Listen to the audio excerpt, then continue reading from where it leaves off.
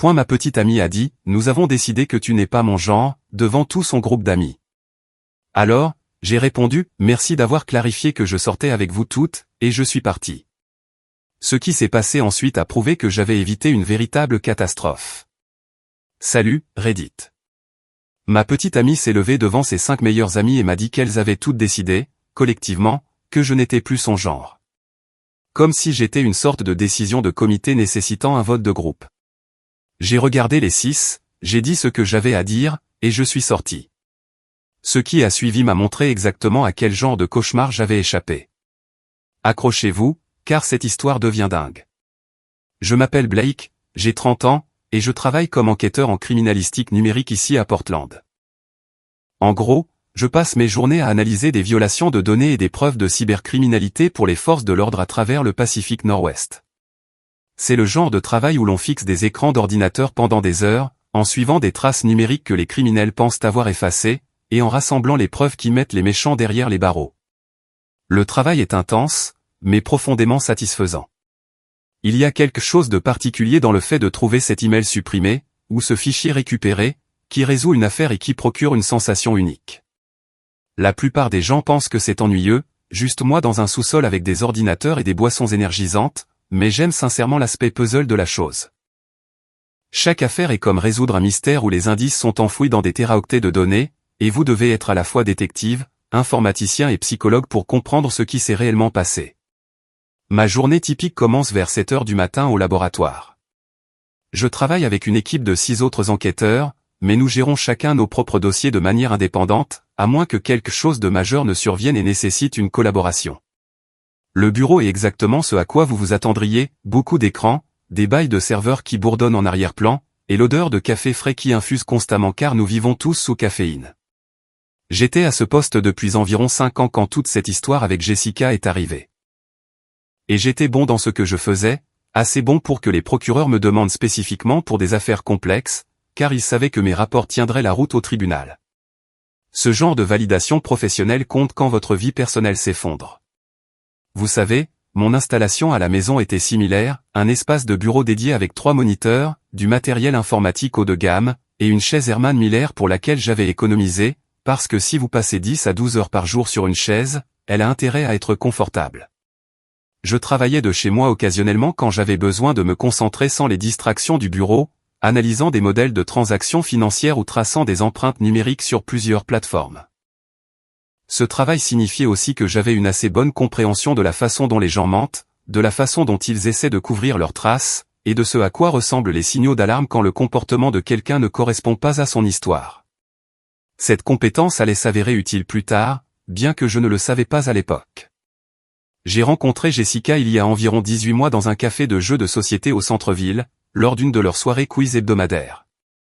L'endroit s'appelait Game Night, un de ces lieux branchés avec des sodas artisanaux, des jeux de société tapissant les murs, et un animateur de quiz qui prenait son travail beaucoup trop au sérieux. Mon pote Ethan m'y avait traîné après que j'ai passé 3 week-ends d'affilée à travailler sur une affaire de fraude particulièrement complexe. Mec, tu as besoin d'interagir avec des humains qui ne sont ni des criminels ni des avocats, avait-il dit. Nous étions tous les deux dans des équipes concurrentes. Mon équipe s'appelait « Les vérificateurs de faits », principalement des gens du travail et quelques amis d'Ethan. L'équipe de Jessica était, pourquoi pas, elle et 4 autres femmes que j'allais apprendre à connaître bien trop intimement plus tard.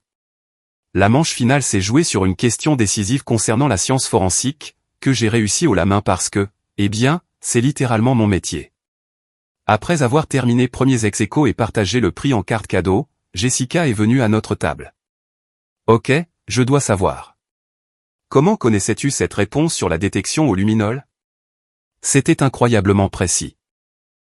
J'ai expliqué que je travaillais dans la criminalistique numérique mais que j'avais suivi une formation aux techniques forensiques traditionnelles. Elle était fascinée, a commencé à poser des questions sur mon travail, et avant que je m'en rende compte, nous prenions un café dans la boutique d'à côté pendant qu'Ethan me faisait un signe enthousiaste du pouce derrière son dos.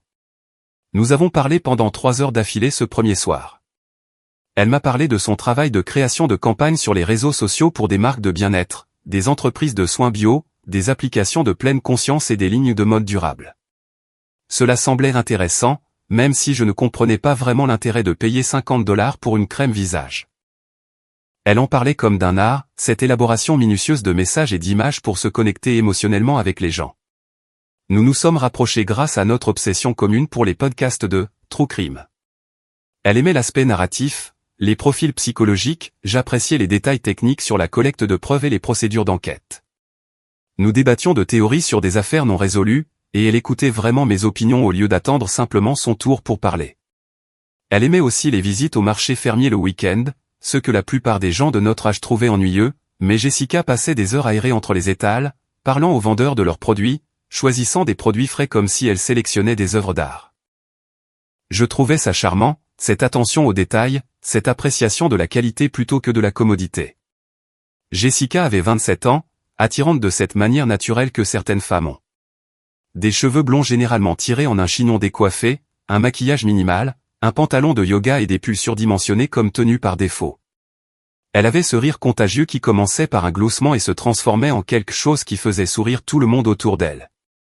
Même mes observations sèches sur la méthodologie scientifique semblaient sincèrement l'intéresser, ou du moins, elle était douée pour faire semblant. Ses premiers mois étaient géniaux. Nous avons trouvé un rythme facile. Elle venait après le travail, nous cuisinions ensemble, regardions des documentaires ou des émissions policières, et parlions de nos journées. Elle semblait impressionnée par mon installation, mon appartement, le fait que j'avais ma vie en main. « Tu es tellement plus mature que les gars avec qui je sors d'habitude », disait-elle. J'aurais dû demander ce qui était arrivé à ces autres gars. Ça aurait pu être instructif. Le courant est passé immédiatement, ou du moins je le pensais. En regardant en arrière maintenant, avec le recul et beaucoup de temps pour assimiler, il y avait des signes que j'aurais dû capter plus tôt. Mais quand vous êtes dedans, quand vous pensez avoir trouvé quelqu'un de spécial, vous avez tendance à ignorer les drapeaux rouges qui s'agitent juste devant votre visage. Votre cerveau fait ce truc où il justifie le comportement inquiétant, comble les lacunes avec des interprétations optimistes, et vous convainc que tout va bien parce que vous voulez que tout aille bien. Nous avons emménagé ensemble après 6 mois. Mon appartement était plus grand, un 2 pièces dans le quartier de Hawthorne que je louais depuis 3 ans. J'utilisais une chambre comme bureau à domicile, l'autre comme ma vraie chambre. Il semblait logique de combiner nos foyers, surtout que le bail de Jessica se terminait et qu'elle passait la plupart de ses nuits chez moi de toute façon. Le bail était à mon nom, l'avait été depuis que j'avais emménagé, et j'avais construit une bonne relation avec mon propriétaire au fil des années. Quand j'ai mentionné que Jessica emménageait, il a simplement mis à jour les informations d'occupation et m'a rappelé que j'étais toujours la seule personne légalement responsable du loyer. Ça me convenait. Je gagnais bien ma vie et pouvais le couvrir facilement. Jessica contribuait aux courses et aux charges, ce qui semblait juste puisque je fournissais le logement. Avec le recul, j'aurais dû réaliser à quel point cet arrangement était unilatéral, mais j'ai été élevé pour être un pourvoyeur, pour prendre soin de ma partenaire, et il me semblait naturel d'assumer la plus grande charge financière. Mon père l'a fait, mon grand-père l'a fait, cela semblait être la bonne chose à faire. Son emménagement était excitant à l'époque. Nous avons passé un week-end à réorganiser les meubles, à faire de la place dans mes placards pour ses vêtements, à vider un tiroir de salle de bain pour son maquillage et ses produits de soins. Elle avait des opinions tranchées sur la décoration, voulait ajouter des plantes partout, changer mes rideaux basiques pour quelque chose de plus intentionnel, et insistait sur le fait que nous avions besoin de coussins décoratifs sur le canapé car, apparemment, 3 coussins n'étaient pas suffisants. J'ai accepté la plupart de ces choses parce que la rendre heureuse semblait plus important que de maintenir mon esthétique de garçonnière. De plus, j'admets que c'était agréable d'avoir quelqu'un qui m'attendait à la maison. L'appartement semblait plus vivant avec elle, même s'il semblait aussi plus encombré. Je croyais sincèrement que nous avions trouvé quelque chose de réel, quelque chose construit sur de vraies valeurs partagées, une connexion intellectuelle plutôt que juste une commodité ou une attraction physique. Nous avions des conversations profondes sur les affaires sur lesquelles je travaillais, débattions de questions philosophiques sur la justice et la moralité, et planifions des vacances hypothétiques dans des endroits que nous voulions tous les deux visiter. Mais il y avait ce courant sous-jacent que je n'ai pas pleinement reconnu au début.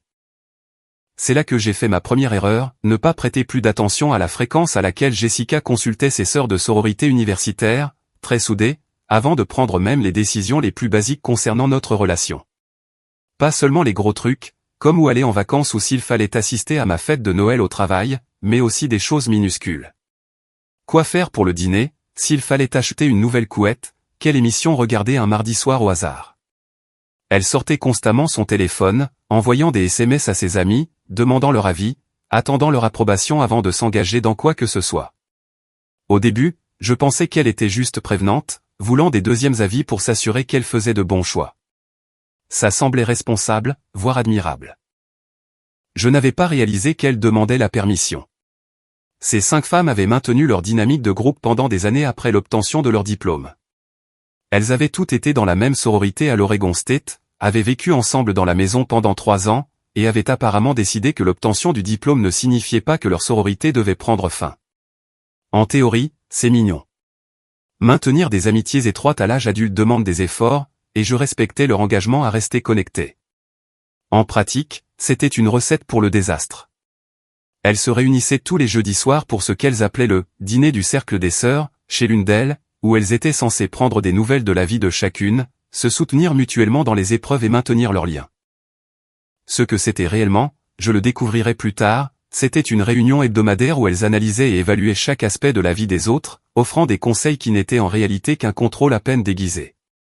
Elles traitaient chaque choix de vie majeur comme un vote de comité, nécessitant une approbation unanime avant que quiconque puisse procéder.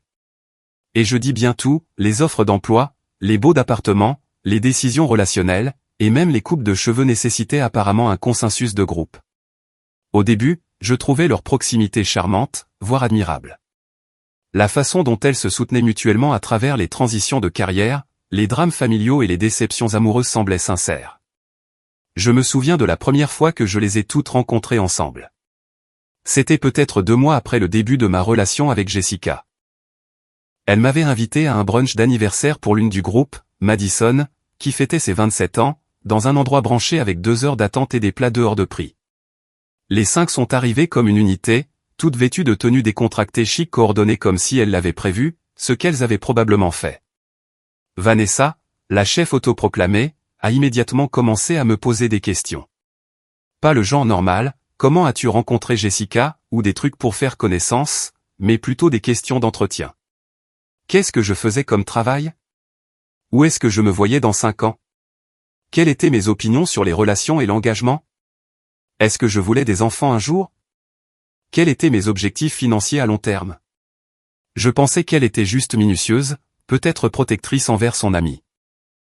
Je n'avais pas réalisé que j'étais évalué pour ma compatibilité avec leurs normes prédéterminées.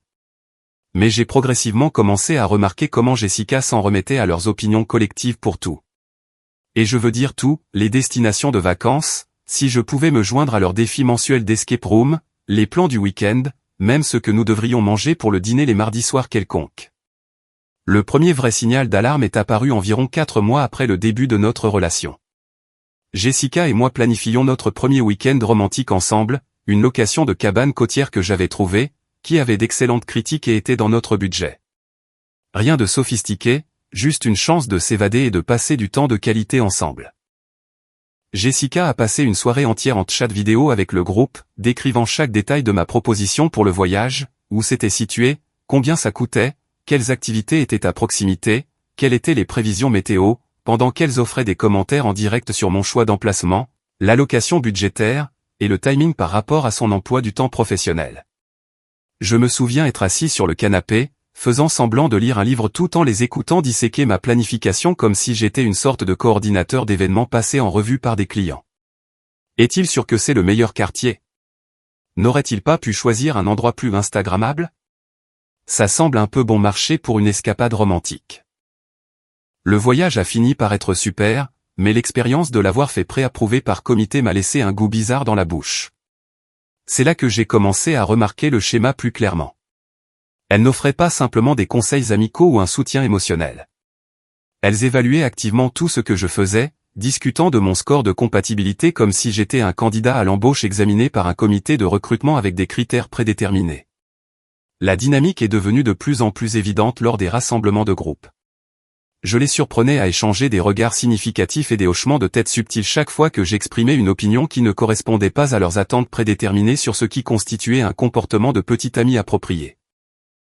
Elles avaient développé ce système sophistiqué consistant à poser des questions pièges, spécifiquement conçues pour révéler mon vrai caractère.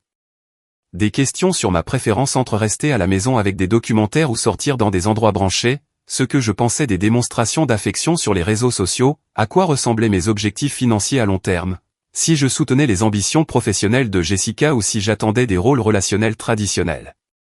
Chaque conversation ressemblait à un test que je ne savais pas être en train de passer. J'ai commencé à reconnaître le schéma délibéré, la façon dont elles orientaient stratégiquement les discussions vers des sujets qui me forceraient à révéler des signes avant-coureurs potentiels, selon les conseils relationnels qu'elles avaient absorbés de leurs podcasts de psychologie préférés et des influenceurs Instagram. Lors d'un dîner chez Vanessa, elles ont passé 20 minutes à me cuisiner sur ma trajectoire professionnelle. Alors, tu es heureux de rester simplement dans la criminalistique, a demandé Madison avec ce ton suggérant que je devrais avoir honte de ne pas avoir d'ambition de PDG. Tu ne veux pas faire quelque chose de plus entrepreneurial? J'ai expliqué que j'aimais mon travail, que j'étais bon dans ce domaine, et que je gagnais bien ma vie. Apparemment, c'était la mauvaise réponse. Les regards qu'elles ont échangés m'ont indiqué que je venais d'échouer à un test invisible. Une autre fois, Harper a mentionné comment son petit ami l'avait surprise avec un week-end dans la région viticole. Ensuite, tout le monde m'a regardé avec attente, comme si j'étais censé réserver immédiatement quelque chose de similaire pour prouver ma valeur. Quand j'ai mentionné que Jessica et moi économisions pour un plus gros voyage l'année prochaine, Skyler a carrément dit « Oh, donc tu es plus un planificateur qu'un romantique. » On ne peut pas gagner avec ces gens-là. Ce que je ne comprenais pas à l'époque, c'est que ce n'était pas un avis amical décontracté ou une inquiétude bienveillante. C'était un processus d'évaluation coordonné, spécifiquement conçu pour déterminer si je répondais à leurs normes collectives pour ce qu'elles considéraient comme un partenaire romantique approprié pour leur précieuse Jessica.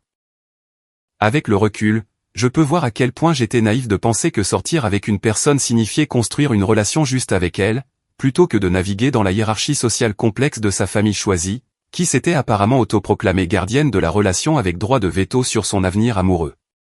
Le point de rupture est arrivé environ 15 mois après le début de notre relation. Lors de leur rassemblement mensuel dans l'appartement haut de gamme de Vanessa, j'ai découvert qu'elles avaient tenu ce qu'elles appelaient une « intervention », spécifiquement conçue pour atteindre un verdict collectif sur ma dignité relationnelle. J'étais censé récupérer Jessica après ce que je pensais être juste une autre réunion décontractée. Nous avions prévu d'aller dîner et de voir un film, un truc normal du vendredi soir. Je me suis présenté au bâtiment de Vanessa vers 20h, j'ai sonné, et je suis entré dans ce qui ressemblait à une réunion de conseil d'administration d'entreprise avec moi-même comme sujet involontaire sous examen. La scène était surréaliste. Toutes les 6 étaient disposées dans le salon comme une sorte de tribunal. Vanessa se tenait près de sa télévision murale, télécommande à la main, ressemblant à un procureur sur le point de présenter des preuves accablantes. Les 4 autres étaient assises sur le canapé et sur des chaises, visage grave, et Jessica était assise au milieu, les mains jointes sur ses genoux, ressemblant à une accusée attendant sa condamnation. Mais voici la partie qui me sidère encore, Vanessa avait préparé une véritable présentation PowerPoint. Je n'exagère pas. Une présentation professionnelle complète affichée sur sa télé, avec des diapositives détaillant ce qu'elle appelait « mes modèles comportementaux inquiétants et mes signaux d'alarme de compatibilité », qui menaçaient le bonheur à long terme et la croissance personnelle de Jessica. Je suis resté là, dans une incrédulité absolue, alors qu'elle faisait défiler des diapositives conçues par des professionnels. La présentation critiquait ma préférence pour les soirées documentaires plutôt que la tournée des clubs, mon habitude de vérifier les faits de leurs histoires de potins quand elles partageaient des rumeurs manifestement embellies, ma tendance à suggérer des options de rendez-vous économiques au lieu de réservation de restaurants coûteuses, et mon échec apparent à fournir une validation adéquate sur les réseaux sociaux par des démonstrations publiques d'affection. La présentation incluait de vrais graphiques, des diagrammes en barre comparant mon comportement à ce qu'elles avaient recherché comme « norme du petit ami idéal », tirés d'articles de psychologie relationnelle, et des scores numériques évaluant ma performance dans des catégories comme la disponibilité émotionnelle, la compatibilité sociale, et le potentiel de pourvoyeur à long terme, comme si j'étais un produit en cours d'évaluation pour sa viabilité sur le marché. Une diapositive était intitulée « Problème de communication » et listait des choses comme « préfère les conversations profondes aux banalités », ne répond pas assez vite aux messages du groupe, et remet en question les décisions du groupe au lieu de les soutenir automatiquement. Apparemment, avoir mes propres opinions était un défaut de caractère. Une autre diapositive comparait mes revenus et ma trajectoire professionnelle à une norme imaginaire qu'elles avaient créée. Malgré le fait que je gagnais bien ma vie, que j'étais propriétaire de mon logement et que j'avais une excellente sécurité de l'emploi, apparemment je n'étais pas assez ambitieux parce que je ne courais pas après des postes de direction ou ne créais pas d'entreprise. Chaque ami avait contribué avec ses observations et préoccupations, créant un dossier complet qui me dépeignait comme émotionnellement indisponible, socialement maladroit, financièrement inadéquat, et fondamentalement incompatible avec leur vision de ce que Jessica méritait dans un partenariat romantique. Vanessa était en mode présentation totale, utilisant un pointeur laser et tout le reste. Comme vous pouvez le voir d'après ces données, Blake démontre un schéma où il priorise ses propres intérêts sur les besoins sociaux de Jessica. Notez la fréquence des plans annulés pour des obligations professionnelles. C'est là que j'ai retrouvé ma voix. Attendez. Est-ce que quelqu'un veut m'inclure dans cette discussion sur ma propre relation? La pièce est devenue silencieuse. Le genre de silence où l'on peut entendre les gens respirer. Vanessa avait l'air agacée que j'ai interrompu sa conférence TED. Les autres ont soudainement trouvé leur téléphone très intéressant. C'est alors que Jessica s'est levée du canapé. Elle m'a regardé directement avec ce que je ne peux décrire que comme une conviction répétée, et a livré la phrase qui a tout terminé entre nous de la manière la plus humiliante possible. Elle a fait un geste vers ses amis comme si elles étaient un conseil d'administration ayant pris une décision unanime et a annoncé « Nous avons décidé que tu n'es pas mon genre, Blake. » Ça ne marche plus. Pas « J'ai décidé », pas « Je pense qu'on devrait parler », mais « Nous avons décidé », comme si notre relation était un projet de groupe et que le comité m'avait éliminé par vote. Je suis resté là pendant peut-être 10 secondes à assimiler ce que je venais d'entendre. 18 mois ensemble, vivant dans mon appartement, partageant une vie, et elle y mettait fin sur la base d'un vote de groupe avec une présentation PowerPoint comme preuve. Le silence s'étirait. Elle me regardait toute, s'attendant probablement à ce que je supplie, que je discute ou que je devienne émotif, faisant une scène qu'elle pourrait plus tard disséquer et ajouter à leur récit sur pourquoi j'étais le problème. Au lieu de cela, j'ai senti un calme étrange m'envahir. Comme si tout prenait soudainement sens. Toutes ces fois où Jessica avait changé d'avis sur des projets après avoir parlé au groupe. Toutes ces questions pièges lors des rassemblements. Toutes ces préoccupations qu'elle soulevait et qui ressemblaient exactement à des choses que Vanessa dirait. Je les ai regardées chacune, puis j'ai regardé Jessica. Merci d'avoir clarifié que je sortais avec vous toutes. Ça aurait été sympa de le savoir dès le départ. Puis je me suis retourné et je suis sorti de cet appartement, les laissant assises là avec leur présentation toujours à l'écran. La marche jusqu'à ma voiture semblait surréaliste, comme si je me déplaçais dans un rêve. Je pouvais entendre des voix élevées venant de l'appartement, se disputant probablement sur la façon dont j'avais réagi, mais j'ai continué à marcher. Je suis monté dans mon camion, j'ai conduit jusqu'à chez moi, et je me suis assis dans mon salon pendant un moment, juste pour assimiler. Mon téléphone a commencé à exploser environ 20 minutes plus tard. Texto après texto de Jessica. Tu ne peux pas juste partir comme ça. Nous devons parler de ça comme des adultes. Tu te comportes comme un enfant. Je mérite une explication pour ton comportement. La gymnastique mentale était impressionnante. Elle venait de me larguer publiquement sur la base d'un vote de comité avec diapositive PowerPoint à l'appui, et d'une manière ou d'une autre, c'était moi qui lui devais une explication pour mon comportement. Je n'ai pas répondu, j'ai juste posé le téléphone et commencé à penser de manière pratique à ce qui devait se passer ensuite. Première chose le samedi matin, j'ai changé tous mes mots de passe, services de streaming, applications de livraison de nourriture, tout ce que nous partagions. Ensuite, j'ai retiré son nom de mon assurance appartement et des listes de contacts d'urgence, j'ai appelé mon propriétaire, et j'ai expliqué la situation. Comme Jessica n'avait jamais été sur le bail et ne payait pas de loyer, elle contribuait aux courses et aux charges, mais l'appartement était entièrement à moi, il n'y avait pas de complications légales. Je devais juste m'assurer qu'elle ne puisse pas réclamer de droits de locataire. J'ai passé le samedi après-midi à mettre ses affaires en boîte, vêtements, articles de toilette, décorations qu'elle avait apportées, livres, tout. Tout soigneusement emballé et étiqueté parce que je n'allais lui donner aucune munition pour prétendre que j'avais endommagé ou volé ses biens. Mon pote Ethan est venu pour aider et fournir un soutien moral. Il avait rencontré Jessica quelques fois et ne l'avait jamais vraiment aimée. Mec, je ne vais pas te dire je te l'avais bien dit, mais le truc du PowerPoint est véritablement dément. Qui fait ça? Les gens qui pensent que les relations sont quelque chose que l'on peut optimiser avec des données, apparemment. Le dimanche soir, tout était emballé et prêt à partir. J'ai envoyé un texto à Jessica, tes affaires sont emballées et prêtes à être récupérées. Fais-moi savoir quand tu peux venir les chercher. Après ça, nous n'avons plus rien à discuter. Sa réponse est arrivée immédiatement. On ne peut pas parler de ça? Les filles essayaient juste de m'aider à voir les choses clairement. Elles tiennent à moi. Elles tiennent à te contrôler. Ce n'est pas la même chose. Viens chercher tes affaires. Elle a essayé d'appeler plusieurs fois. Je n'ai pas répondu. Finalement, elle a envoyé un texto disant qu'elle passerait mardi soir après le travail. Lundi, j'ai reçu un message de Madison, « Tu as vraiment blessé Jessica. Elle est dévastée. Nous essayons juste d'être honnêtes avec toi sur des inquiétudes que nous avions toutes. Très immature de ta part de juste partir. » Je l'ai bloqué, puis j'ai bloqué Harper, Kennedy et Skyler quand elles ont envoyé des messages similaires. Le message de Vanessa était le plus divertissant, « Ta réaction a prouvé tout ce que nous avions identifié dans notre analyse. Merci de valider nos inquiétudes sur ta stabilité émotionnelle. » Bloquée elle aussi. Mardi soir, Jessica s'est présentée avec Vanessa en renfort. J'avais disposé toutes les boîtes dans le hall de mon immeuble, étiquetées à son nom. Elle chargeait les choses dans le SUV de Vanessa quand Jessica a essayé une fois de plus. « Blake, s'il te plaît. On peut juste parler de ce qui s'est passé ? J'ai fait une erreur en les laissant m'influencer autant.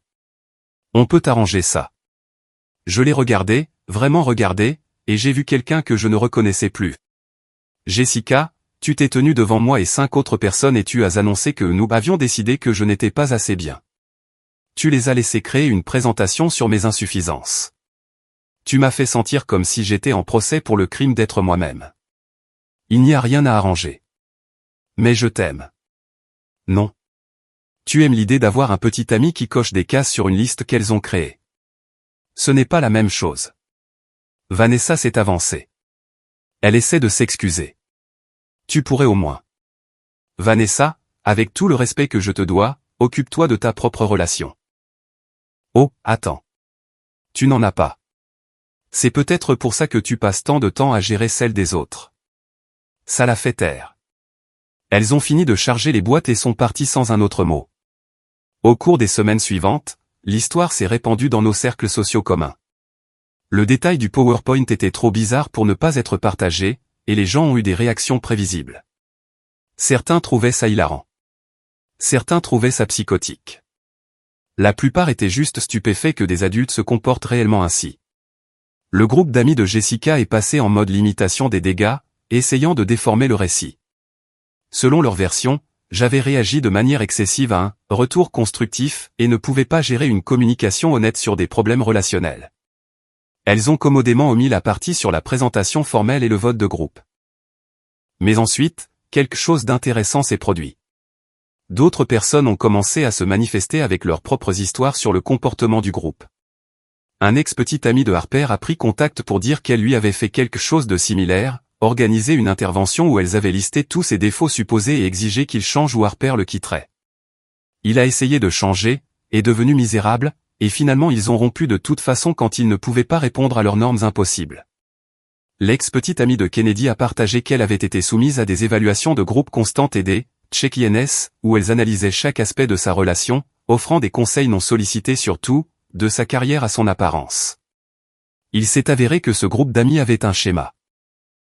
Elles identifiaient quelqu'un qu'elles jugeaient, pas assez bien, pour leurs amis, sapaient systématiquement la relation par des critiques et des doutes constants, puis orchestraient une confrontation dramatique qui forçait une rupture, tout en se positionnant comme des amis bienveillantes veillant simplement sur leurs meilleurs amis. C'était de la manipulation déguisée en soutien, du contrôle déguisé en sollicitude. Environ 6 semaines après la rupture, j'étais chez Powell's Books en train de parcourir la section « True Crime », un rituel du samedi que j'avais maintenu même pendant la relation, quand quelqu'un s'est approché de moi. « Excusez-moi, êtes-vous Blake ?» Je me suis retourné pour trouver une femme d'environ mon âge, cheveux foncés tirés en queue de cheval, lunettes, tenant un livre sur la psychologie forensique. Elle me semblait familière, mais je n'arrivais pas à la situer immédiatement. « Ouais, c'est moi. »« Est-ce que je vous connais ?» Elle a souri.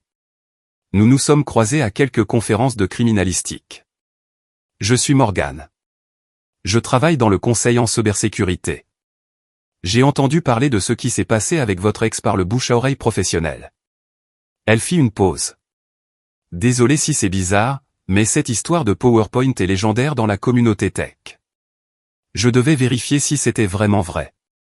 J'ai ri malgré moi. Malheureusement, oui. Avec graphique en barre, système de notation numérique, et un pointeur laser pour l'emphase. Elle a secoué la tête, incrédule. C'est véritablement désaxé. J'ai assisté à des présentations d'entreprises bizarres, mais utiliser PowerPoint pour rompre avec quelqu'un, c'est un tout autre niveau. Tu veux prendre un café et comparer nos notes sur la criminalistique numérique? Intérêt purement professionnel. Pas d'agenda caché ni de comité d'amis requis. Cette dernière phrase a tout scellé. Nous avons fini par parler pendant 3 heures au café rattaché à la librairie. Morgane était intelligente, drôle, et d'une franchise rafraîchissante. Pas de jeu, pas de sens caché, pas de vérification auprès des amis avant d'exprimer une opinion. Elle travaillait dans la cybersécurité d'entreprise, aidant les sociétés à identifier les vulnérabilités avant que les pirates ne puissent les exploiter. Sa spécialité était l'ingénierie sociale, comprendre comment les gens manipulent les systèmes et d'autres personnes pour accéder à des informations qu'ils ne devraient pas avoir. Essentiellement, elle étudiait le comportement humain pour prédire et prévenir les failles de sécurité. Nous nous sommes passionnés pour les méthodes de chiffrement, les tactiques d'ingénierie sociale, et les derniers développements en matière de collecte de preuves numériques. Elle m'a parlé d'une affaire récente où elle avait aidé une entreprise de santé à empêcher une attaque majeure de ransomware en identifiant des modèles suspects dans leur trafic réseau. J'ai partagé des détails sur une enquête pour fraude sur laquelle j'avais travaillé, où l'auteur avait essayé de couvrir ses traces en utilisant un cryptage de qualité militaire. Spoiler, il ne l'avait pas fait correctement. Ce qui m'a le plus frappé, c'était la facilité de la conversation. Pas de performance, pas de test caché, pas d'énergie bizarre où je me sentais évalué. Juste 2 personnes qui se trouvaient intéressantes et aimaient parler d'intérêts professionnels communs. C'était rafraîchissant d'une manière que je n'avais pas connue depuis des mois. Avant de nous séparer, Morgane a demandé si je serais intéressé pour aller dîner un de ces jours. Juste pour info, a-t-elle dit avec un sourire. J'ai des amis, mais ils ne votent pas sur mes décisions relationnelles. Je les prends moi-même, comme une adulte fonctionnelle. C'est la chose la plus attirante qu'on m'ait dite depuis des mois. Notre premier rendez-vous officiel a eu lieu dans un restaurant thaïlandais au centre-ville. Nous avons parlé de tout, nos carrières, nos familles, nos loisirs en dehors du travail. Morgane aimait l'escalade, avait une collection de vieux romans de science-fiction, et pouvait discuter des subtilités de l'architecture de sécurité réseau avec le même enthousiasme que la plupart des gens réservent à leurs émissions de télévision préférées. Elle était aussi remarquablement indépendante, avait son propre appartement, sa propre carrière, son propre argent, sa propre vie qui ne nécessitait pas une validation constante ou l'avis d'un comité d'amis. Quand j'ai mentionné que je pensais améliorer mon installation de bureau à domicile, elle m'a donné des recommandations spécifiques basées sur sa propre expérience, pas sur ce qu'elle pensait que je devrais vouloir. La différence entre être avec Morgane et être avec Jessica devenait plus apparente à chaque rendez-vous. Avec Jessica, j'avais toujours eu l'impression de jouer un rôle, d'essayer de répondre à une norme invisible, de marcher sur des œufs autour de sujets qui pourraient déclencher une session de consultation de groupe. Avec Morgane, je pouvais juste être moi-même, analytique, parfois trop logique, content de passer un vendredi soir à la maison à regarder des documentaires au lieu de faire la tournée des bars. J'aime le fait que tu n'essaies pas d'être quelqu'un que tu n'es pas, m'a dit Morgane lors de notre 4e rendez-vous. Nous étions chez elle à tester sa nouvelle machine à expresso tout en discutant d'une conférence sur la cybersécurité à laquelle nous prévoyions tous les 2 d'assister. Tant pis pour Jessica. Honnêtement, quiconque a besoin d'une validation externe pour déterminer s'il aime quelqu'un n'est pas prêt pour une vraie relation. Les rendez-vous café se sont transformés en dîners. Les dîners se sont transformés en randonnées le week-end dans les gorges du fleuve Columbia et en visite au musée d'art de Portland. En quelques mois, nous étions officiellement ensemble. Bien que cela n'ait jamais ressemblé à une grande décision dramatique, cela semblait juste naturel, facile, juste. La différence entre être avec Morgane et être avec Jessica était le jour et la nuit. Morgane avait des amis, de bons amis, mais il traitait notre relation comme si c'était la nôtre à gérer. Il demandait comment ça allait, offrait du soutien si nécessaire, mais n'ont jamais essayé une seule fois d'évaluer si j'étais assez bien, ou de suggérer que Morgane pouvait trouver mieux. Quand Morgane parlait de moi à ses amis, il disait des choses comme « Tu as l'air heureuse et on aimerait le rencontrer un jour », et non « Tu es sûr de ça » ou « As-tu considéré s'il répond à tes objectifs à long terme ?» C'était à ça que ressemblait une amitié saine, du soutien sans contrôle, de la sollicitude sans manipulation. Environ 8 mois après le début de notre relation, nous étions au vernissage d'une galerie d'art locale. Une amie de Morgan exposait des photographies quand j'ai aperçu Jessica à travers la pièce. Elle avait l'air différente, plus mince, fatiguée. Elle était seule, ce qui était inhabituel. Le groupe d'amis était normalement inséparable.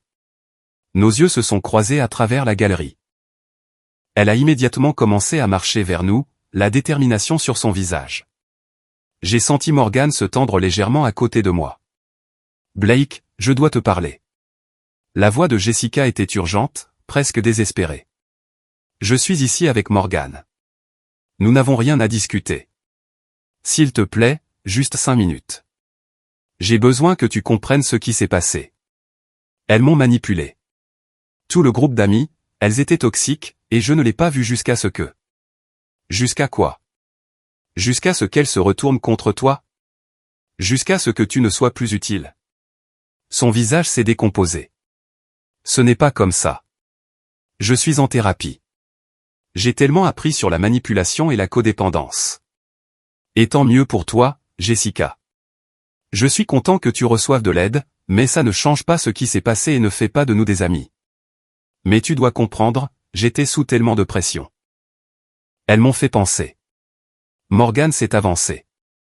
Salut, je suis Morgan, la petite amie de Blake. On dirait que tu traverses des choses, ce qui est très bien, mais ce n'est ni le moment ni l'endroit approprié. Jessica a regardé Morgan comme si elle venait juste de la remarquer. Tu ne comprends pas, Blake et moi avons une histoire. Nous construisions une vie ensemble avant que tout ne tourne mal. Je comprends que tu as fait un choix. Maintenant, tu en assumes les conséquences. La voix de Morgan était calme mais ferme. Blake est passé à autre chose. Je pense que tu devrais faire de même. C'est là que le calme de Jessica s'est complètement brisé. Elle a haussé le ton, attirant l'attention d'autres visiteurs de la galerie. Tu ne sais pas de quoi tu parles. Il était censé être à moi. Nous avions des projets. Ces horribles amis ont tout gâché. Et maintenant il est avec toi. Et ce n'est pas juste. La sécurité de la galerie a commencé à se diriger vers nous. La scène causait assez de perturbations pour que plusieurs personnes sortent leur téléphone pour filmer. J'ai gardé une voix égale. Jessica, tu dois partir. Ce comportement n'est pas sain. Je sais que ce que j'ai fait était mal. Je le sais, mais j'ai changé. J'ai appris. Tu dois me donner une autre chance. La sécurité est arrivée. Une femme à l'air sévère en costume a poliment mais fermement demandé à Jessica de quitter les lieux. Jessica a essayé d'argumenter, mais quand ils ont menacé d'appeler la police, elle a finalement cédé. Alors qu'elle se faisait escorter vers la sortie, elle m'a crié « Tu vas regretter ça. Nous étions parfaits ensemble, et tu le sais. » Morgan a glissé sa main dans la mienne. Eh bien, c'était intense. Tu vas bien? J'ai hoché la tête. Ouais, juste triste, en fait. Elle ne prend toujours pas ses responsabilités. C'est toujours à propos de ce qu'on lui a fait, pas de ce qu'elle a choisi de faire. L'incident a été posté sur les réseaux sociaux. Plusieurs personnes avaient enregistré la crise de nerfs de Jessica. La vidéo s'est répandue dans notre réseau social élargi, avec d'anciens amis ajoutant des commentaires sur son humiliation publique et leur évasion de justesse face à son instabilité psychologique évidente. Le groupe d'amis s'est, comme on pouvait s'y attendre, distancié entièrement de Jessica. Selon des connaissances communes, elle s'était retournée contre elle après la rupture quand elle avait commencé à remettre en question leur influence et à se retirer de leur contrôle. Le même traitement qu'elles avaient aidé Jessica à me donner. Il s'est avéré que, lorsque vous n'étiez plus utile à leur hiérarchie sociale, lorsque vous remettiez en question leur autorité ou essayiez d'établir votre indépendance, vous étiez complètement coupé. Le « soutien aimant » disparaissait au moment où vous cessiez d'être docile. Jessica avait appris à la dure ce que j'avais déjà compris, ce groupe d'amis ne se souciait pas réellement du bonheur ou du bien-être de qui que ce soit. Elle se souciait de maintenir le pouvoir et le contrôle au sein de leur structure sociale. Quiconque menaçait cette dynamique, que ce soit en soulignant leur manipulation ou simplement en étant jugé pas assez bien, était systématiquement éliminé. 3 mois après l'incident de la galerie, j'ai demandé Morgan en mariage lors d'une séance privée d'observation des étoiles à l'observatoire de Mount Hood. Nous étions montés pour l'une de leurs nuits spéciales d'astronomie, et je m'étais arrangé avec le personnel pour avoir quelques minutes seul sur la terrasse d'observation après la fin du programme, sous un ciel plein d'étoiles avec Portland étendu au loin. J'ai dit à Morgane qu'elle était la première personne avec qui j'avais été qui me donnait l'impression qu'être moi-même était non seulement acceptable, mais réellement valorisé. Que son soutien ressemblait à de la liberté, pas à de la pression. Que je voulais construire une vie avec quelqu'un qui célébrait mes forces au lieu de cataloguer mes faiblesses. Elle a dit oui avant même que je finisse tout le discours. La demande était parfaitement adaptée à nos deux personnalités, calme et intime plutôt que théâtrale. Axée sur notre amour partagé de l'apprentissage et de la découverte plutôt que sur la création de contenu pour la validation des réseaux sociaux. Nous avons gardé la planification du mariage simple, famille proche et amis seulement. Pas de drame, pas de vote de comité, pas d'agenda caché, juste des gens qui tenaient sincèrement à nous et soutenaient notre décision de construire une vie ensemble. Les amis de Morgane étaient sincèrement excités par nos fiançailles, posant des questions réfléchies sur nos projets et offrant une aide pratique sans essayer d'insérer leurs opinions sur ce qui constituait une planification de mariage, appropriée, ou le timing des étapes relationnelles. Le contraste entre le soutien d'une amitié saine et l'interférence d'un groupe toxique ne pouvait pas être plus évident. Les amis célébraient le bonheur de quelqu'un sans avoir besoin de contrôler ou d'approuver chaque décision impliquée dans la construction d'une vie commune. Environ un mois avant notre mariage, j'ai reçu un message LinkedIn de Jessica. Le message était soigneusement formulé pour éviter de déclencher des problèmes de harcèlement, tout en exprimant sa compréhension de la façon dont la pression du groupe avait influencé son comportement et sa prise de décision tout au long de notre relation. Elle écrivait à propos de mois de thérapie, de l'apprentissage de la reconnaissance des schémas de manipulation, de la reconstruction de sa confiance décisionnelle, et du développement de limites saines avec les gens qui déguisaient le contrôle en sollicitude. Elle a reconnu que j'avais été traité injustement et qu'elle assumait l'entière responsabilité de ses choix, quelle que soit la pression externe. Le message se terminait par une demande pour ce qu'elle appelait une clôture, une reconnaissance que je comprenais ce qui s'était passé et des vœux sincères pour mon bonheur. J'ai montré le message à Morgane. Elle l'a lu attentivement, puis m'a regardé. « Qu'est-ce que tu veux faire ? » « Rien. » Toute réponse ne fait qu'ouvrir une porte qui devrait rester fermée. « D'accord. » J'ai bloqué Jessica sur LinkedIn et je n'ai jamais regardé en arrière. J'ai entendu par le bouche-à-oreille social que Jessica avait fini par couper les ponts avec le groupe d'amis complètement. Elle a déménagé à Seattle pour un nouveau départ, a trouvé de meilleurs amis qui la soutenaient sans essayer de la contrôler, et d'après ce que je comprends, elle s'en sort bien. Elle travaille dans une agence de marketing là-bas, sort apparemment avec quelqu'un de nouveau, apprenant à faire confiance à son propre jugement au lieu d'externaliser ses décisions à un cercle social toxique.